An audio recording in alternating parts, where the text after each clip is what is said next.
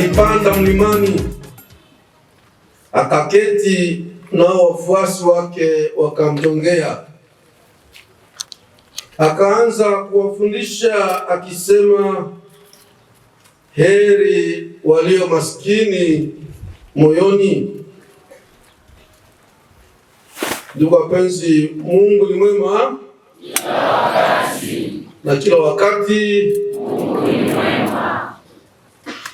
Ndiyo maandiko matakatifu ya siku ya leo inapenda kuja kutuletea mwangaza ndani ya maisha yetu ya kila siku, na hasa mwangaza wa kujua namna gani kuwa mashahidi wa Kristo, mashahidi wa imani yetu. Tunasikia ndani ya somo la Injili jinsi gani Yesu katika mafundisho yake ya kwanza juu ya mlima anaambia wafuasi wake, heri walio maskini moyoni, heri wenye kuleta amani, heri walio na moyo wa huruma, heri walio na moyo safi, kwani ufalme wa mbingu ni wao. Wao watarisi ufalme wa mbingu. Na kuna Wakristo wenyewe waliaminia kweli maneno yale ya Yesu na wakapenda kuishika, wakaifuata maisha yao yote mpaka kuweza kukubali kufa, kupoteza maisha yao, kupoteza uzima wao, kuliko kupoteza ufalme wa mbingu. Walisikia kama maisha ya mwanadamu inapitikana hapa katika dunia, lakini makao yake ni mbinguni. Heri yake ni mbinguni. Hapa duniani iko tu mtu mwenye kupita, musafiri. Heri anayokuwa nayo hapa duniani ni heri ya kupita, ni heri ya wasafiri, lakini heri ya kweli ni ile ya milele huko mbinguni. Na wale wa Kristo walioamini hiyo tunawatukuza siku ya leo. Ni watakatifu Karolo Lwanga na wenzake mashahidi wa Uganda. Kuna wengine wengi walikubali kupoteza maisha yao kuliko kumpoteza Kristo, kuliko kupoteza imani yao, imani ya Iglesia Katolika takatifu.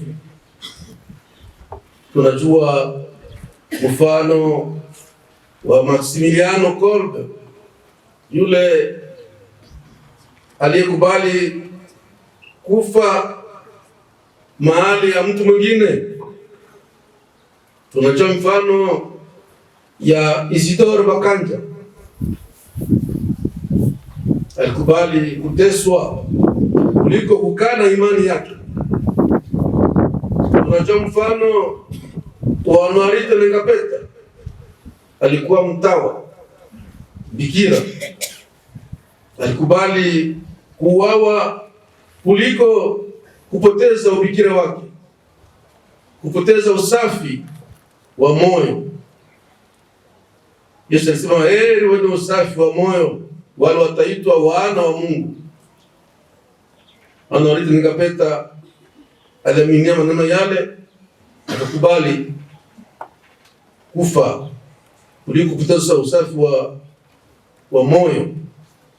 Tunajua Padri Albert Joubert na wenzake mapadri wa Saveriani walikubali kufa kuliko kuacha kutangaza habari njema. Walikubali waweze kufa pale ngambo za Uvira katika eneo ya Baraka Fizi. Na pia tunajua hapa kwetu kijana mwenye heri Floribert Bwanachui bin Kositi alijua kama utajiri wa mtu haiko tu katika pesa. Utajiri wake ni kuweza kubakia rafiki wa Kristo mpaka mwisho, kushika neno la Mungu mpaka mwisho. Tunajua hadithi yake, kwani pitikana hapa kwetu. Ni kijana hapa kwetu alikataa kuchukua kituliro, kuchukua rushwa, mpaka alikubali kuuawa kifo cha kikali sana. Na tunajua sisi wenyewe, ndugu wapenzi, kijana huyu Kizito anayekuwa msimamizi wa parokia hii alikuwa tuna miaka 13, maana mtoto mdogo, lakini aliamini maneno aliyofundishwa katika katekesi, aliyofundishwa na walimu wake na hasa na mkatekista wake Karolo Lwanga, mwambia kama maisha ya mwanadamu haiko tu ya kupata heri ya hapa duniani. Heri kupoteza maisha yako kuliko kumpoteza Kristo, kupoteza eklesia. Ni vile, ndugu wapenzi, kijana yule mtoto mdogo alitonesha mfano. Mifano yale ni mingi, ndugu wapenzi, katika hadithi ya wokovu wetu. Kabla tusikia ndani ya somo la kwanza, kitabu cha pili cha Makabeo, wale vijana wenye mfano walipenda waweze kukana imani yao, wafuate mida ya upagani, lakini wakasema sisi hatuwezi kuacha imani ya mababu zetu, tunakubali tuweze kuuawa. Na walikuwa wakisaidiwa, wakipewa moyo na mama yao. Ilikuwa lazima, ndugu wapenzi, tunapaswa kujua kuwashukuru wa mama zetu, kwani mara nyingi wa mama ndio wanazoea kujua kusaidia watoto wao wakati wa shida, wakati wa magumu. Wamama wako pale, wanakupatia moyo, wanakupatia maneno ya kutuliza. Ni vile yule mama aliambia watoto wake, muwe na moyo, muwe hodari, niliwazaa katika tumbo langu, msiweze kukana imani ya mababu zenu. Ile, ndugu wapenzi, ni fundisho kwetu sisi siku ya leo, siku ambayo tunasherehe hapa sikukuu ya parokia yenu ya Mtakatifu Kizito, siku ambayo tunapenda kupana hapa kwa vijana wetu sakramenti ya uthabitisho, nguvu ya Roho Mtakatifu ya kuthabitisha imani yao, ya kuimarisha imani yao. Sakramenti ya uthabitisho, ndugu wapenzi, ni sakramenti ya watu wazima, sakramenti ya watoto wadogo hapana, ni watu wazima, kwani tufanya sisi tuweze kuwa mashahidi wa Kristo, tuweze kuwa na uhodari wa askari wa Kristo. Na tunapaswa kufuata leo mifano wale wa dini tunawajua katika maisha yetu. Ndio leo, ndugu wapenzi, parokia yenu imeshakuwa na miaka 5 tangu tumeanzisha hapa parokia hii. Unajua namna gani mbele ilikuwa kijiji ya parokia ya Mont Carmel, kisha kwa kijiji ya parokia ya Benere Januarite, na tangu le 14 février 2021 kupitia ombi yenu nyinyi wa Kristo na kuna kama hesabu ya Kristo, hesabu ya wakaaji wa eneo hii ya mji wa Goma inakuwa nyingi, tukaweza kuweka hapa parokia mpya. Tuliweka parokia juu ya nini, ndugu wapenzi? Ni juu ya kutimiza maneno Papa Francisco alikuwa anatuambia wakati ule. Alikuwa anasema inafaa mapadri wakae kati ya Wakristo wao, mchungaji wa kondoo awe kati ya kondoo zake, mchungaji wa kondoo awe ananuka harufu ya kondoo. Na ni vile ndugu wapenzi, tulipenda mapadri waweze kuja hapa, wawe kati yenu usiku kama vile mchana, wanajua magumu yenu, furaha yenu. Mnapokuwa na shida yao, unaweza kwenda kuwaona. Na ni vile ndugu wapenzi, tangu miaka 5 Injili inaendelea kutangazwa, sakramento za Eklesia zinapanwa hapa: ubatizo, komunyo, usabitisho, sakramento ya utubio, ndoa, sakramento ya wagonjwa inapanwa hapa, na hata tulikuwa na hapa sakramento ya upadirisho.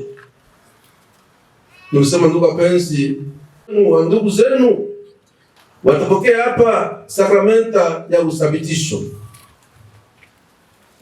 na sakramenta hiyo alama yake ni kuambia sasa mnakuwa Wakristo wapya. Msifuate tena mifano ya watu wa dunia, mfuate mfano wa Mtakatifu Kizito, mwombezi wa parokia yenu. Mfuate mfano wa Floribert Banachui Binko City, wote walikuwa ni vijana watoto. Muangalie mifano ya maisha yao. Ndio napenda kuambia vijana, mtapokea leo sakramenta ya usabitisho, sakramenta ya kipa imara ya kuimarisha imani yenu. Mkumbuke maneno ya Paulo mtume kwa Waefeso sura yake ya 4 mstari wa 13. Paulo alisema msimsikitishe Roho Mtakatifu wenu, kwa maana mmepokea chapa lake kwa siku ya ukombozi wenu. Msimsikitishe Roho Mtakatifu, msimkasirikishe, msimpatishe haya. Nini vijana mtakayempokea leo jinsi ajabu kupitia chapa lake katika panda la uso wenu. Ndio mtapita hapa mbele wa Kristo wote, mtakuja mbele ya Baba Askofu na yeye atawapaka mafuta ya krisma ya wokovu. Krisma ya wokovu inayobarikiwa na askofu tu yeye mwenyewe. Mafuta ya krisma hawezi kuipata nafasi, ndugu mpenzi. Mafuta ya krisma ni watawapaka leo, ni mafuta yanabarikiwa tu limoja kumwaka. Ni siku moja tu katika Juma Takatifu, siku ya misa ya krisma takatifu. Askofu akizunguka mapadri wote wa jimbo lake anabarikia mafuta ya Kristo. Napenda kuwakumbusha hiyo Wakristo wapenzi, tunazoea kuona leo Wakristo wanatumia mafuta, ni mafuta wanalokota mafuta huku na kule, wanasema ni mafuta ya Saint Michel, mafuta sijui ya mtakatifu nani, na wanakuwa wanaitumia. Wewe Mkristo, ndugu mpenzi, unapasha kutumia mafuta iliyobarikiwa na askofu, na wenye kuitumia ni mapadri wao wenyewe au ile wenyewe wanampatia ruhusa. Mafuta yale, mafuta matakatifu, ni padri ndio yuko na ruhusa na uwezo wa kuweza kuitumia. Hebu kila mtu atakuja, kila mtu anakwambia mimi niko bishop, niko pastor, niko apostolo, na anakuja kupakala mafuta kwa mwili wote. Au Mkristo anaitika. Vijana wapenzi, tutawapaka leo mafuta ya Kristo. Mafuta yenyewe iko na alama yake, inabadilisha hali yako ya ndani. Wanaitumia siku ya ubatizo mafuta ya Kristo kubadilisha hali yako ya ndani. Ulikuwa mpagani, unakuwa mtoto wa Mungu, unakuwa Mkristo, anakupaka mafuta ya Kristo. Siku ya uthabitisho wako, wanakuambia hapo tena mtoto mchanga, unakuwa mshahidi wa Kristo, unakuwa na nguvu mpya ya Roho Mtakatifu, wanakuchapa na mafuta ya Kristo, Kristo ya wokovu. Siku ya upadirisho, padri mpya wanampaka mafuta ya Kristo, kwambia hauko tena laiki, hali yako inabadilika, unakuwa mtu mpya, unakuwa kohani wa Mungu. Wanampaka, ndugu wapenzi, mafuta ya Kristo. Wakati padri anatajwa kuwa askofu, wanampaka mafuta ya Kristo ya wokovu, kwambia kama unakuwa na mzigo ya mpya, mzigo mkubwa, msalaba mkubwa unapata, Roho Mtakatifu atakuongoza. Wanampaka mafuta ya Kristo. Nikwambia vijana wapenzi, hamuwezi kucheza na sakramenta hiyo wanapatia siku ya leo ya uthabitisho. Tunaomba kweli weze kubadilisha maisha yenu, iwafanye muwe watu wapya, Wakristo wenye kukomaa, Wakristo wazima, wenye kujua kutetea eklesia yao, wenye kujua kutetea imani yao, wenye kujua kutetea Kristo, wenye kuwa marafiki wa Yesu Kristo. Ni kusema mimi hata unipatie nini, siwezi kumkana Kristo, siwezi kukana imani yangu. Ni vile vijana wapenzi, tutawapaka mafuta ya Kristo. Napenda kuwakumbusha kama kisha kuwapaka mafuta ile ya Kristo, askofu atakupiga kofi. Hiyo kofi napenda kuwakumbusha vijana wapenzi, kama si kofi ya mahaba ya kukubembeleza, hapana. Ulishokuwa mtu mzima, ni kofi ya kukutuma uende kuwa mtume wa Kristo, uende kuwa mshahidi wa Kristo. Anakwambia nenda. Mkumbuke wakati wa Pasaka, wakati Yesu alifufuka, alitokea mitume wake, anaambia amani kwenu, kama vile Baba alinituma na mimi na watuma. Na ni vile vile vijana wapenzi, askofu atakupika kofi, anakuambia amani kwako, nenda uwe mshahidi wa Kristo, umpende Kristo, umpende Bikira Maria, kama vile mtoto anapenda mama yake. Hawezi kumsikia mama yako haya, hawezi kusikia woga kuweza kukutetea mama yako, na Bikira Maria ni mama yetu. Ndio naambia kuambia vijana wapenzi, unapashwa kuvala shapule yako na ionekane. Kama wengine watakucheka, wakucheke. Heri Yesu aliyotambia katika Injili, wanaochekelewa, wanaozulumiwa kwa ajili yangu. Hatupashi kusikia haya vijana wapenzi, hatupashi kusikia uoga. Tunapenda kweli Roho Mtakatifu mtakayepewa siku ya leo awapatie nguvu, awapatie uhodari, awapatie vipaji vyake 7: kipaji cha hekima, kipaji cha nguvu, cha shauri, cha ibada, cha elimu, cha ufahamu, na hasa kipaji cha kutumikia wengine. Muweze kuwa watumishi wa ndugu zenu, watumishi wa wagonjwa, watumishi wa mayatima, watumishi wa wajane. Ndiyo nguvu tutapatia siku ya leo vijana wapenzi, na hasa nguvu ya kuweza kujenga pamoja eklesia yetu kama vile jamaa ya watoto wa Mungu. Eklesia ni mama, wataalamu wanasema eklesia ni mama, na mama anapenda kukusanyisha watoto wake wote, anaunganisha watoto wake wote.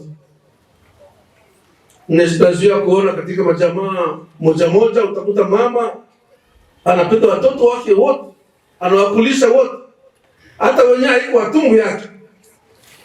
Utaona mama hata mtoto haiko watumbu yake, lauta baba alizala mtoto nje, mama anamkumbatia. Mtoto ni washangazi, mtoto ni wa mjomba, mama anamkumbatia. Ndio eklesia, ndugu wapenzi, inapenda kusanisha watoto wake wote, hata wale walikuwa nje, walikuwa katika makanisa zingine, katika madini zingine. Eklesia inapenda kuwakusanisha ndugu wapenzi, kama vile mama anakusanisha watoto wake, kama vile mama wa kuku anakusanisha vifaranga vyake. Vijana wapenzi, mtapewa Roho Mtakatifu. Msaidie mapadri wenu, msaidie wakatekista wenu, msaidie mater pastoral, msaidie wazazi wenu kuweza kujenga umoja na mapendo kati yetu, mapendo bila unafiki, mapendo bila ukabila. Ni hiyo utume mtapata leo, utumishi mtapewa leo, mtakapopewa sakramenta ya uthabitisho. Basi tuombe Mama Maria aweze kuwa kweli mshauri wenu mwema, aweze kuwa nguvu yenu, na kupitia maombezi yake Roho Mtakatifu mtakayepewa leo awafanye kuwa wafuasi wa Kristo, mitume wa Kristo, maaskari wa Kristo, mashahidi wa Kristo, mkifuata mifano ya watakatifu Kizito, Karolo Lwanga na wenzao. Bwana awe nanyi. Awe pia nawe. Sasa ninawauliza, mnakataa dhambi mpate kuishi kama wana wa Mungu? Nakataa. Unamsadikia Mungu Baba Mwenyezi, muumba wa mbingu na dunia? Mnasadiki? Nasadiki. Mnamsadikia Yesu Kristo, mwana wake wa pekee, Bwana wetu, aliyezaliwa na Bikira Maria, aliyeteswa na kuzikwa, aliyefufuka katika wafu na kukaa kuume kwa Baba? Mnasadiki? Nasadiki.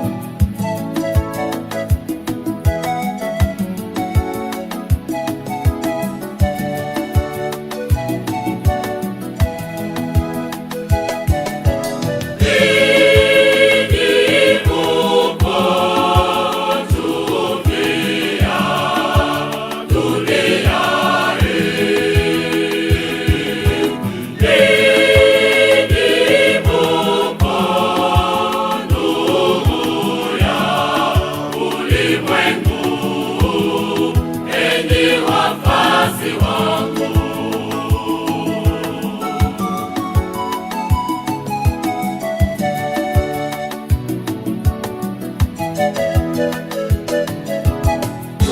Ikiwa imeharibika, itatiwa nini kwa kuwa ikolee? Chakula kinapendeza onjo, ndivyo Yesu alisema.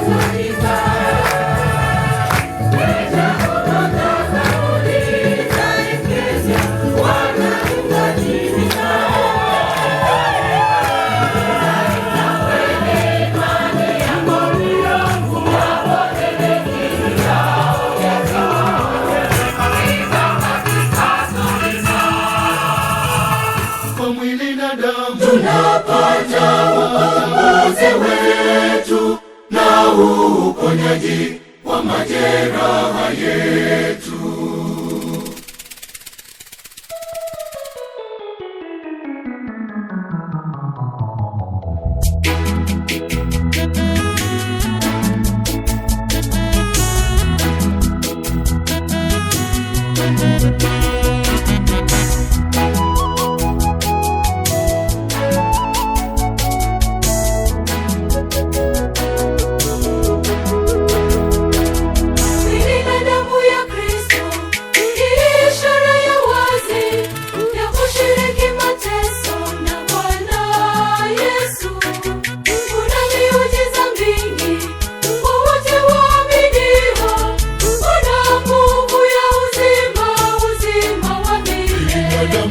Ndiye mwana kondoo wa Mungu anaondoa dhambi za dunia. Heri wenye kualikwa kwa karamu ya Bwana. Mwili na damu tunapata ukombozi wetu na uponyaji wa majeraha yetu. Ni chemchemi ya uzima, ni Kristo Mwokozi wangu. Kwa mwili na damu tunapata ukombozi wetu na uponyaji wa majeraha yetu.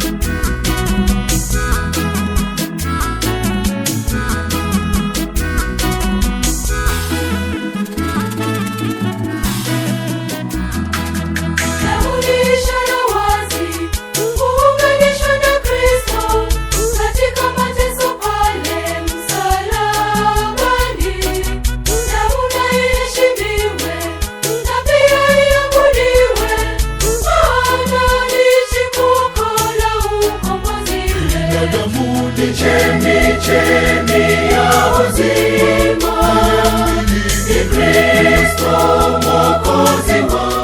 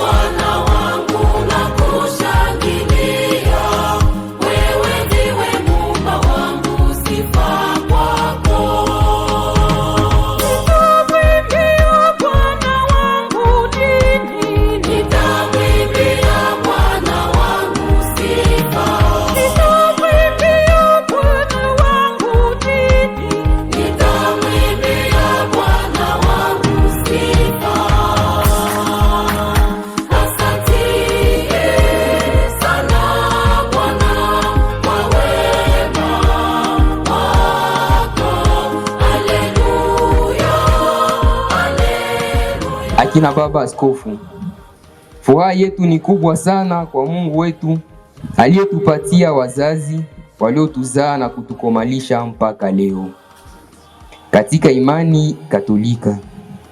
Mungu aongeze neema nyingi tele. Ndugu na dada tuliosabitishwa leo, tutambue vema kama sakramento ya usabitisho tuliopokea ni baraka kubwa sana, pia ni hatua kubwa katika maisha yetu ya Kikristo. Kwa hiyo Mungu atuwezeshe nanyi wote mulio hapa musidi kutombea ili tuzae matunda mengi tena tele. Kati yetu kutoke watawa wengi, wazazi wanaostahili kusifiwa, na pia waongozi wa nchi wanaopenda kondoo zao. Permettez-nous d'exprimer à travers ces quelques mots la joie qui inonde nos cœurs à travers la célébration ce jour de deux grands événements dans notre paroisse, notamment la fête de Saint-Kizito, patron de notre paroisse, et la confirmation des fils et filles fidèles de notre paroisse. La date du 3 juin est désormais historique et restera gravée dans les annales de notre paroisse et pour les grâces abondantes qu'elle nous procure chaque année. Tunaomba Mungu sasa hii sakramenta mmepokea iweze kutufalia sisi wote, Kizito ikomae na isonge mbele, tumpende Mungu na tumpende jirani. Asante.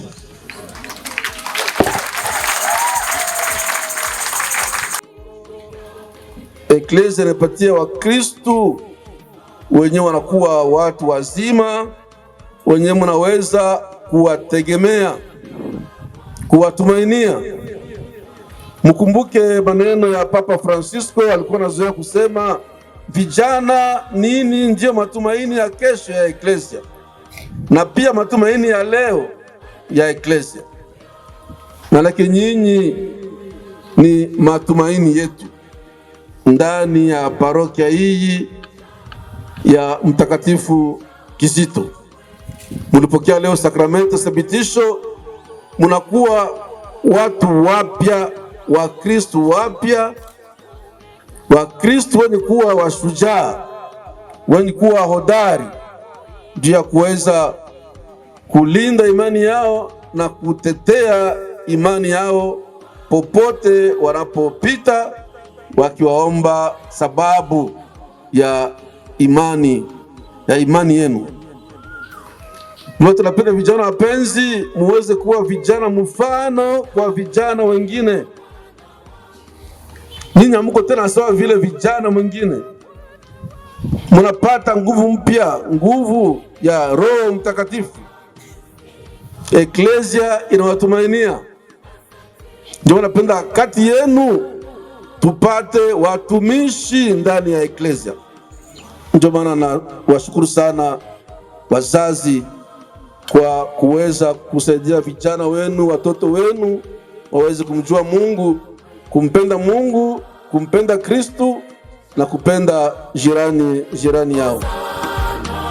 Nayo baraka ya Mungu Mwenyezi iwashukie na idumu juu yenu siku zote, Baba na Mwana na Roho Mtakatifu. Amen.